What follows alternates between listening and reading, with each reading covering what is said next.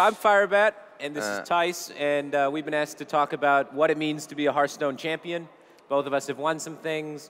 You almost won the World Championship. I've, done it. So thank you. Great introduction. I'm Thijs, guys. But yeah, it was. I've stayed there twice. I've been twice at the World Championship. I didn't win though. Right. I've only been there once, but I did win. So it's about the same. What does count more, guys? 2 European titles or 1 World? I mean, your ones count probably more. You see now the Europeans are doing in the tournament. Is the European title even that good? They're like 0-3 right now. Let's wait at the end of the tournament, okay? Let the results speak. It's okay. The results are speaking really loud. Let's wait until the end of the group phase, then we're going to talk again. Okay. Well, so how do you become the European champion? I know, like, it's a little bit easier, right? But what's that like? I don't think it's that easy, but I've worked quite hard for it. But if you want to imagine it like that, yeah. Just the first year was in Prague, I can still remember. Or the first year I was knocked out actually by Colento in Stockholm, 2014. Wait, I thought you were Colento. Sometimes not. Sometimes I am.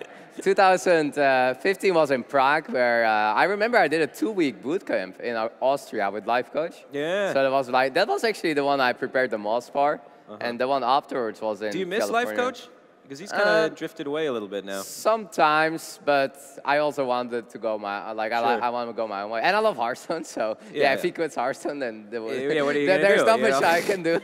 Right. So sometimes he was really nice as a practice partner, definitely on the competitive side. And who do you practice with now? Now, with Radu and Rhea a lot, with my team. Stan Sivka a lot. Yeah. Stan Sivka, he's more creative, so I like it. There's a lot of wacky stuff. Yeah, so, well, that and just practicing a lot. But and how was yours? How's my what? How did you practice and how did you get how did yourself? I practice? Yeah, well, you became world champion, yeah, right? So I was... I think you did something. When I was doing it, there wasn't these formalized practice groups and boot camps and stuff like that. I just kind of played Hearthstone and then happened to get enough points on ladder on accident while kind of just playing at work, because work sucks. So you might as well play video games. So I happened to get So I happened to get enough points to qualify for the qualifier to Worlds through that. And then after I had actually gotten to the qualifier, I was like, all right, this is something that's real. Well, at the time, actually, I was like, this is probably an internet scam. I'm not going to show up to this. But then people told me, no, this is a real thing. You can actually make money doing this. And I was like, really? So, but yeah, so then eventually I went to New York for the Hammerstein Ballroom tournament. At the time, didn't have a full Hearthstone collection. I was kind of winging it still. Happened to have just squeaked by in Hammerstein Ballroom. I didn't think I was going to make it. I was really new to esports at the time, really new to competitive gaming in general. And so I barely squeaked by at Hammerstein Ballroom, but then I was qualified for the World Championship, which was a big deal. And it was happening in around like 6 months. So at that time, I kind of quit my job, started taking school a little bit less seriously and started really focusing on this. What was your job? My job, I worked at Sakti Automotive. So it was like a small car company doing sort of just random stuff there. Yeah. So, typical Michigan job. And then from there, I bought all the cards. That was a big first step after qualifying for Worlds to be able to then compete later on. And started practicing. And at the time, no practice groups, like I said earlier, so you kind of have to make your own. You got to figure out who you want to play with. So I ran open tournaments with just random people from my friends list that did pretty well on ladder. Because there wasn't even open tournaments back then. It was just the Wild West of Hearthstone. No one knew what they were doing. So we just ran open tournaments. So it was a pretty easy championship. Like, nobody had, like, their whole decks come out, right? All right. You get me back. Okay. No, I think honestly, the championship that I won was easier than some of the ones now. I think players are a lot better. People have everything a lot more refined. I think when I was going into it, a lot of people had no idea. Like, there wasn't as much data out there as there is now. Now we have deck trackers that collect all this data. People optimize and fine-tune. Back then, there was like 4 people making spreadsheets and collecting data for games. I was one of those people. I know you did it, and I know you did it too. I had my own spreadsheet, my own stats, it was me, you, and like 2 other guys. Like, that was it. There was no giant company that made trackers and now stuff I look like at my spreadsheets, I'm like, I cannot use them anymore. These are just better, but we tried. We tried, because now there's all the data available, and it's like everything's more minute. Back then, at the championship, everyone had different decks. No one knew what the correct matchups were and everything. Like, it was way different than it is now. I had the same with that like the meta was more open. Now I feel it's really hard to to do something because the meta were like, you had just all the 8 or 9 classes. There were always 8 or 9 classes. There was always, yeah. But not because the game was less balanced or more balanced back then or anything. It's just there was less data available and less people doing everything perfectly all the time. But now everyone knows all the best decks. Everyone knows what card slot to do because there's literally millions of games worth of data recorded every day where people can look through that, filter it, sort it, and do stuff with it. So it's really changed the landscape a lot. Yeah. Well, you also say, like, do you think that it's also like you have to have a way different approach nowadays to, like, if you want to, like, compete a lot? You definitely need to have a similar approach. You still got to play a lot and work really hard. I think you should still collect your own data. That's one of the huge things right now is a lot of people, they kind of crutch on these deck trackers and data trackers all the time. You also have to take it with a little bit of, like, saltiness, the stats, I feel. Like, I have my complete, sometimes have a complete different opinion if one deck gets like if you play it like about different. Mage from earlier. Yeah, Mage, that's such a good class. And in the stats, people are playing cards on curve. They are like, hey, sometimes passing is the right thing. It's the big gaps in the current like tournament metagame where you can find yourself finding success is when you're one of the players that realizes the stats are wrong. That everyone in the world that's playing with the deck tracker and recording stats is just doing something wrong in the matchup, and they all believe it's favored, but you're like, no, I found the loophole that makes this not favored. And then everyone's going to think one way, and you'll actually have the ability to go the other way with it, which will give you a huge edge in all of your matchups. So finding those holes is really what it's all about now. Before, it was about kind of creating those holes by building a deck that people hadn't thought of. Now it's about interpreting a deck that is already there. You know, no one's bringing like a new crazy shaman deck. No, but people are like interpreting the priest deck differently, adding like 1 or 2 card changes in it, and then playing it in a different way in specific matchups to then upset Jade Druid. When like just the game we just saw with Samuel So versus Klento, the Jade Druid's designed to beat priest. That's why people are bringing it. Now, like already making a deck just to design to beat priest, like it's already you have to wonder how consistent can it be. Well, the stats say it's very consistent, but now you see it in the World Championship. The Druids aren't beating the priests. Even if you are like favorite, let's say 60-40, you still lose 40 of the 100 games. Sure. So, like, is that what you really want to like go for? I don't think it's 60-40 is the thing. I think it's like the stats say 60-40, and I think in reality it's 50-50. It's just the way that you play a deck can really contradict the stats, and that's where people find success. It's really awesome though that it is in Hearthstone now that there's so much. From the one side, I really don't like that there is so much available stat-wise. From the other side, I kind of like it. It's a different game now. I would love to like. It's so awesome to discover things on your own. You also learn way faster. I will definitely give that as an advice. Like, yeah, you can look up everything, but if you make your own deck and you discover own things, you learn the game so much faster. You are improving way also a lot as a player. Right, and a lot of people get really lazy when it comes to hand tracking now. I remember back when I was like competing a lot and trying to win as much as I possibly could, I got really good at hand tracking, which is just figuring out what cards are in people's hands based on the cards they've previously played and based on the cards they've touched. So mainly you just kind of think about like what's the best possible play they could make on that turn, and then you write it down, and if they do that, you cross it off. If they don't do it, then they probably don't have that card in their hand because that's the best play they could possibly make. So you do that every single turn of the game, and I have like just notebooks and notebooks filled with that. So then I could then be like, turn 7 of the game rolls around, I'm like, his hand are these 5 cards. And a lot of people, they get lazy because now there's programs that automatically tell you how long the card's been in the hand, what they've played. So people don't take notes, people aren't getting it mentally able. You can't use those trackers in tournaments. No. So I think that's still a big like hard part for a lot of players. If you are playing like from home, and you have your awesome setup, everything is nice. You're in your comfy chair, you lean back, you got snacks. Let's play some cards. You got trackers and programs doing all this sorts of stuff. It's telling you the stats. People don't sit down anymore and memorize, you know, what are the odds of like 1 out of 26 or whatever, and memorize all the different increments for all that, and then memorize how to hand track as well. They're getting lazy. We got to come back and show them how it's done. Yeah, like I still like the hand tracking. It's still a thing I do. Like when I know there's a specific card not in his hand, and he plays 2 times the card from the top, I know that card is probably still not in the hand, but a lot of people don't really. They are like, yeah, maybe he has drawn it now. No, he doesn't. It's really sometimes important to notice. It's really crazy just the difference, too, because you can use all the trackers and tools in the open cups because you're playing from your house, and then you come to a big stage like this, all of the tools, all of the support is gone. You stare out, there's a huge audience of people, so you have no support and you're scared half to death. It's definitely a different experience. I think it's also the one that is the most challenging. If you want to like, that's probably the hardest part from like if you have like, yeah, I want to like take Hearthstone seriously. I think that's one of the hardest parts. You can improve yourself as a player, but you need some experience at a tournament to you gotta lose even a few understand. times. The first time, yeah, it might happen that you're like almost like peeing your pants or something. Oh, that yeah. It's like gets I've super. been there. Yeah, I've been there. Dude. I break it a little softly. That it's like you get super nervous that you are like almost like blacking out. One of my first big tournaments in 2014, before I was even anybody, I was playing Druid, and I was just like thinking about my mulligan, and I mulliganed away Innervate, which before it was nerfed.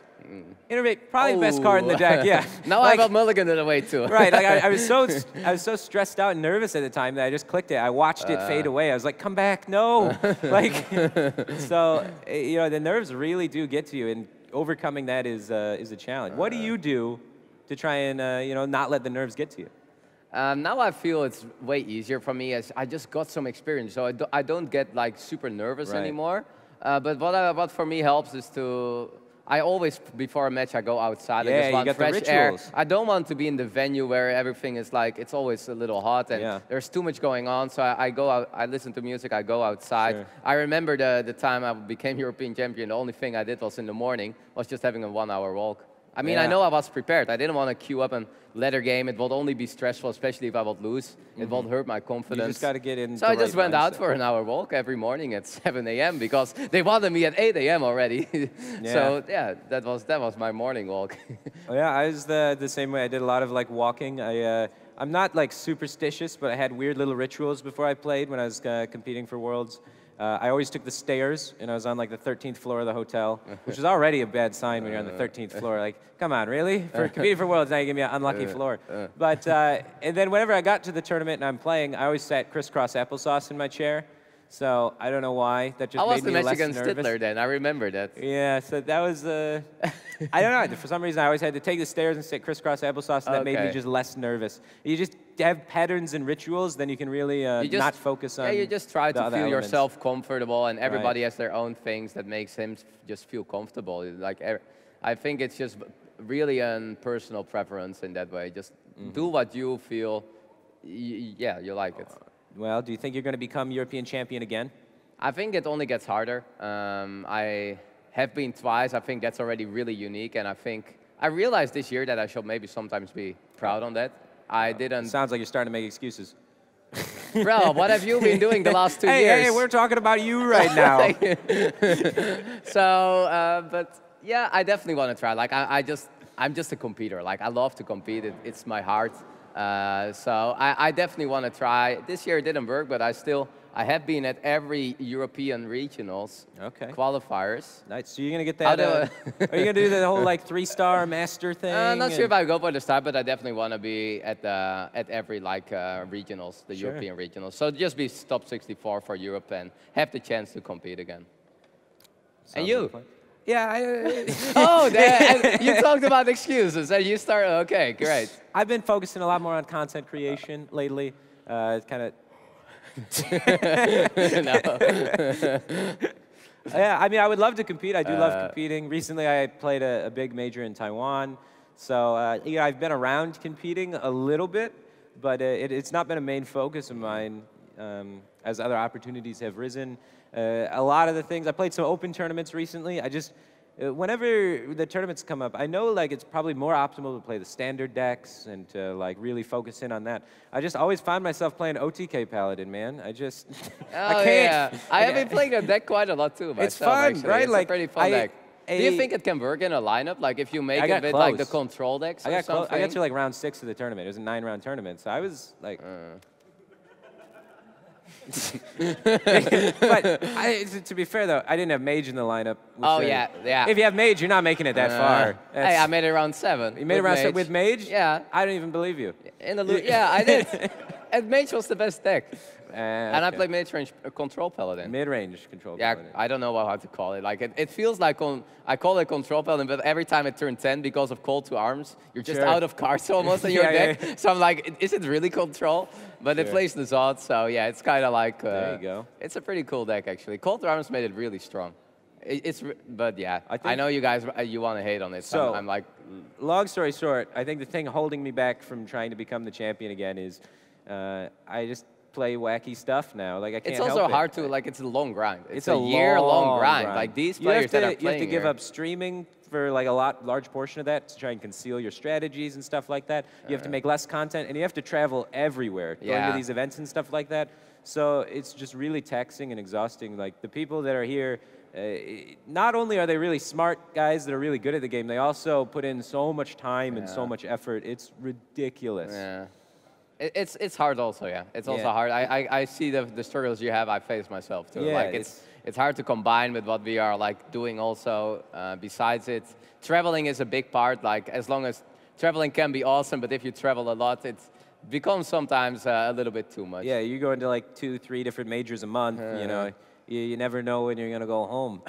I remember in 2015 one time. I just lived with Orange, one of the players competing in this tournament. I just stayed at his house for 2 months and played tournaments in Europe. Because in 2015, all the tournaments were in Europe. Oh, you stayed in Sweden then? Yeah, in Sweden, yeah. For 2 months, just going from tournament to tournament and just hung out with Orange. It's cold there. Oh yeah, here. How do you like it here? Here it's not. Here it's not pretty cold nearly today. as bad. I had to wait for the bus at 6 in the morning. The coldest I've ever been. I was wearing 3 coats. But you're from Michigan. Like Michigan, get pretty cold too, right? It's not 6 in the morning bus at Sweden cold. Like that's a whole different level of cold. Okay. So yeah, it was brutal. So. It's cool. It's cool now to have like now. I've been like playing at 2 championships in the US. It was really cool to now have one in Europe. I'm just happy to now also that the European people get a little experience of having such a nice tournament here. Yeah, I mean, I kind of like the California better. The weather's nicer there, but you know, shorter travel. So for me. American. Yeah. What do you think the World Championship's going to be? Is it going to be here again next year? Here at this place? At this place. How do I know? I don't know. Like I was like.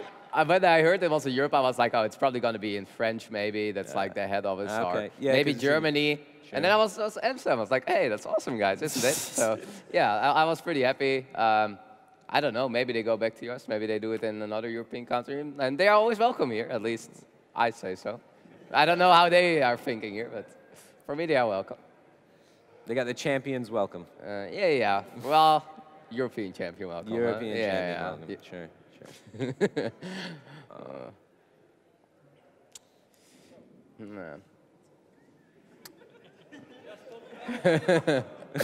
Let's talk a little bit about the Mage then. A little bit? A little bit. I mean, we did say that we might. I don't know. we promised it a little bit too, right? Right. So. I mean, it's not a good deck.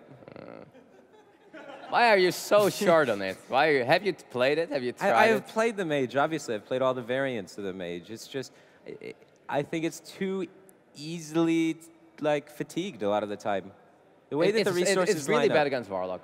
It always loses to Warlock. You have to ban Warlock. You can beat Warlock. Like, right, so that Warlock's off the table. I still don't think it's that great. I think it can be for tournaments. Like, I think it can be pretty nice. You can build Mage a lot of different ways. Like, overall, like you can make it against aggro, you can still make it quite well against. Like, I don't know. I feel like if you're bringing Mage, you may be able to bring it and be able to get like European champion status. But can you really get world champion status with the Mage? I'm just not seeing it. If a Mage, like there are 2 people that have Mage here. They are. What if one of them takes a championship? What are you gonna say to me then? What am I gonna say? Yeah, if one of the Mages like wins the I would say. Sorry, Thijs. I don't even think I have to think. It's never going to happen, so like, why do I need a response? Oh, you're not even prepared, huh? You're not even prepared. It's an alternate universe thing. It's just never going to happen. Universe thing. Okay. So you are on the like I don't like the aggro druid. I don't think I've ever queued a game with aggro druid. You should play aggro druid. It's a good deck. I just hate to like. How can you possibly say that you don't like it if you haven't tried it? It's the aggro playstyle, I guess. I'm just too much of an. Well, I've always been an aggro It just player. hurts every feeling that's in my body to play some specific decks, I guess. I think aggro decks are really fun. I think they have a high skill cap. I like the Zooish decks. Right, those are aggro decks. People make a lot of mistakes. They just get in autopilot mode and they always just trade.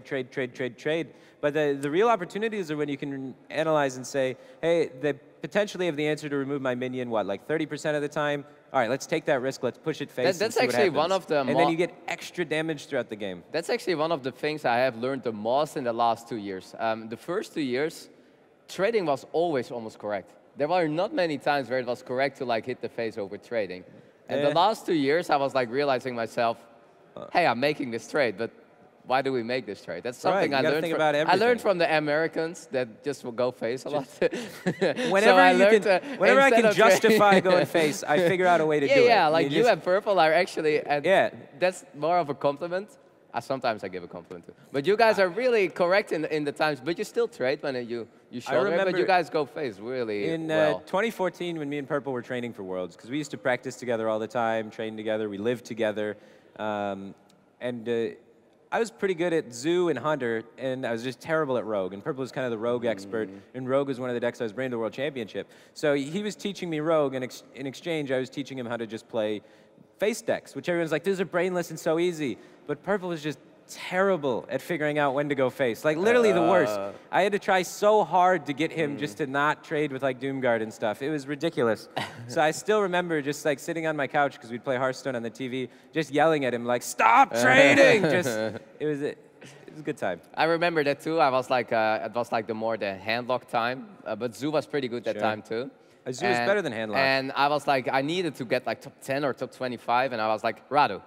I was not streaming. Radu's good at going face. Yeah, like, and he is a good Zoo player. Yeah. And I was like only playing handlock, and then I was like, okay, I'm not going to stream, and I'm going to do something evil. I'm just like going to play off stream with Warlock. Everybody thinks I'm playing handlock, but I was just queuing my Zoo games, and he was like, Radu, help me. I have no clue how to play this deck, and that's how I also learned these aggressive decks.